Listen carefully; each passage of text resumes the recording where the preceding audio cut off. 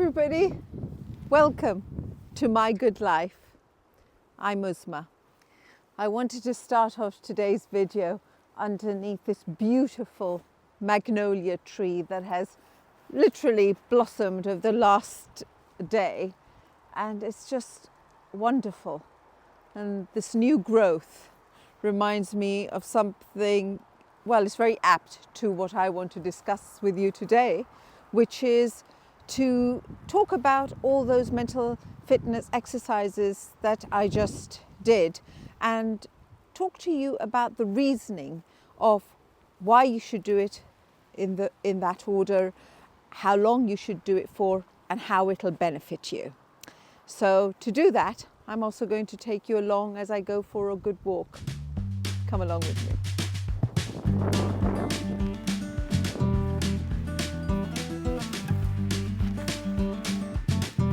Right, so I've come out to this place to have a little think and chat with you, but the weather's a bit dodgy.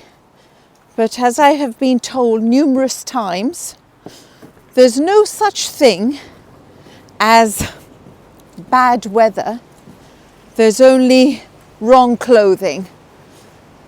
So if it's touch and go, we'll just persevere on.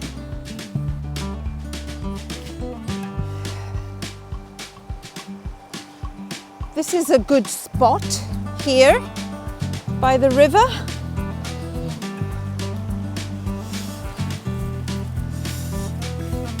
I like being by the water, the sea, the river. Right. So, as I was saying earlier on, the reasoning for doing the mental fitness exercises in the order that I did them and I presented to yourself.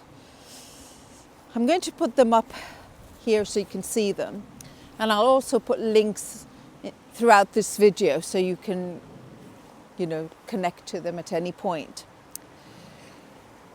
The first two exercises of this set of 6, if you notice, are practical things that you do. And then the third exercise is more reflective.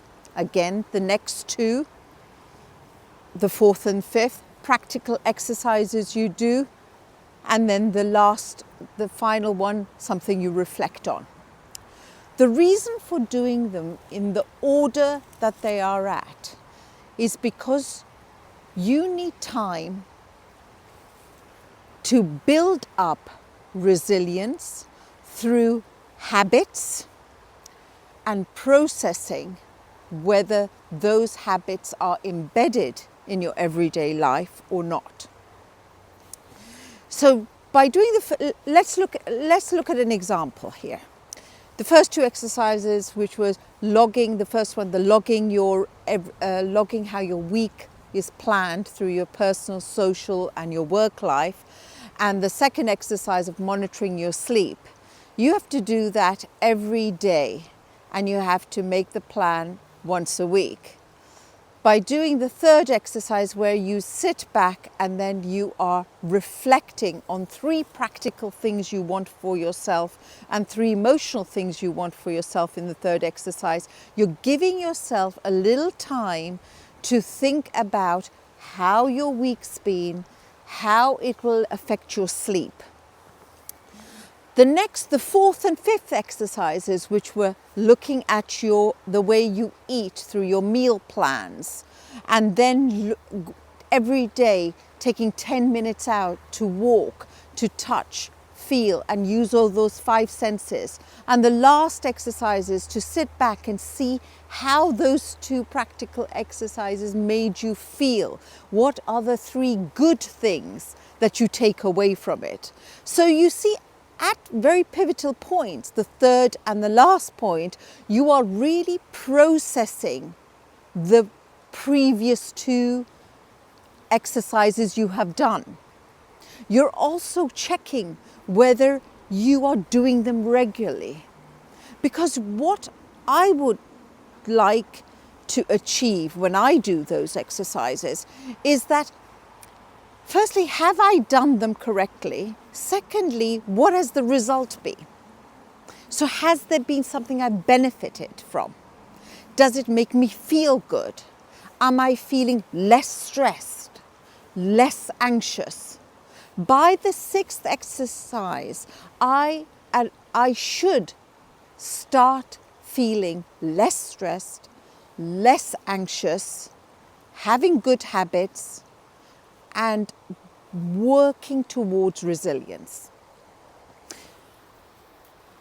When you look at very briefly, when you look at physical exercises, you do physical exercises and then you have a day of rest. Same thing with mental fitness. You do the exercises and then you're having a week of where you're processing, reflecting, and using that part of your mind to just think about where you're at. So, let's have another little walk and we'll talk about how long you should be doing it for.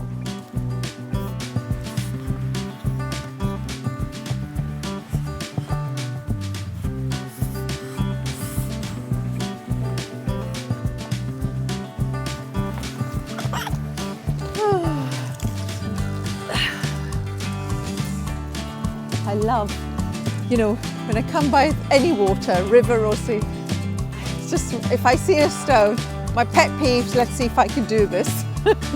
Great.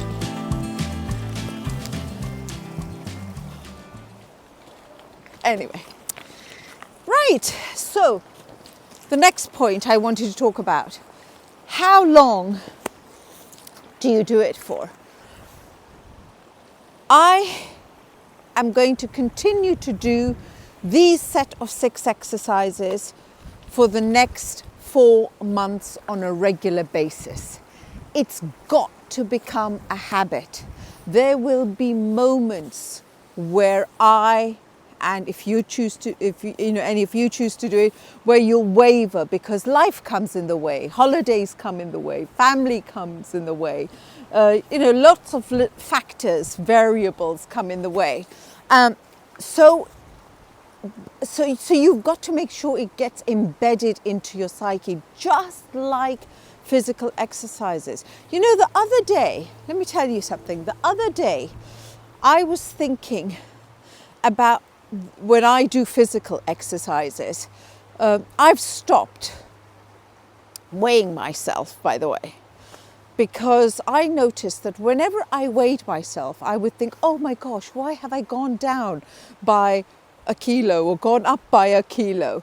And it would really send a negative message about all the effort I had been putting in over the last couple of weeks.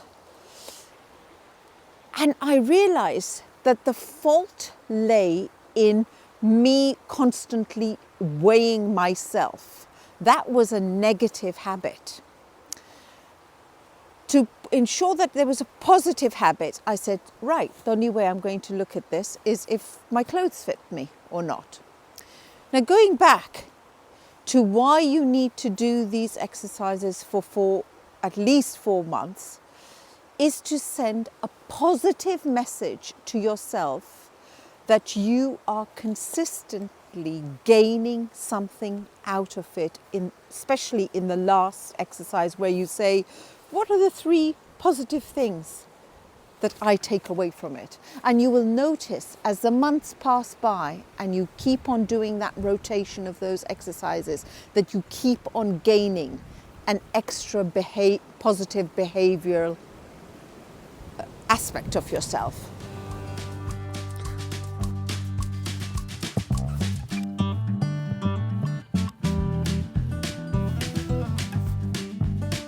The weather, unpredictable.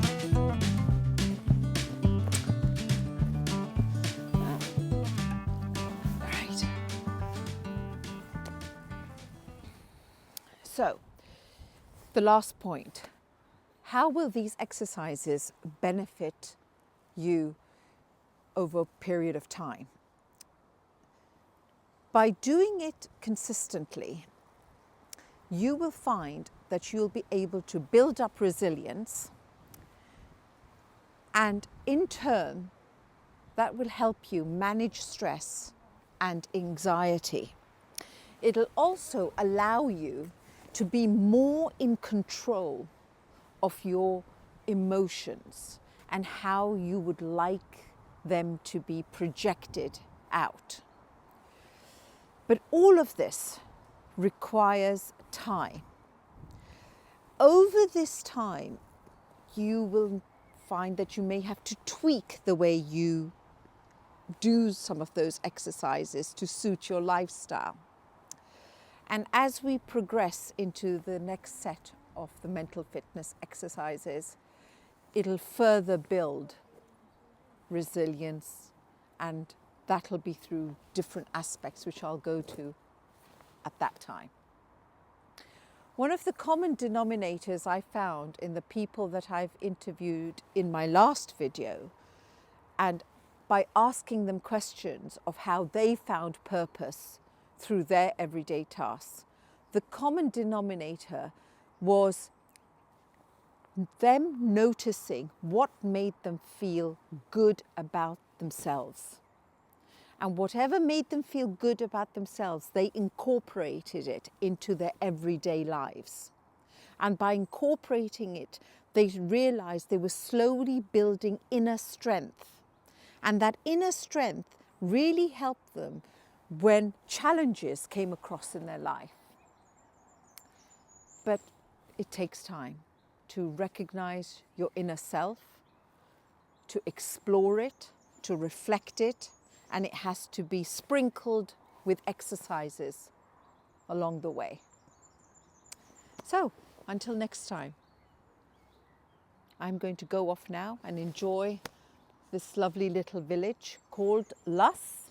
At some point, I'll share this video as well with you, and I shall see you next time. Goodbye.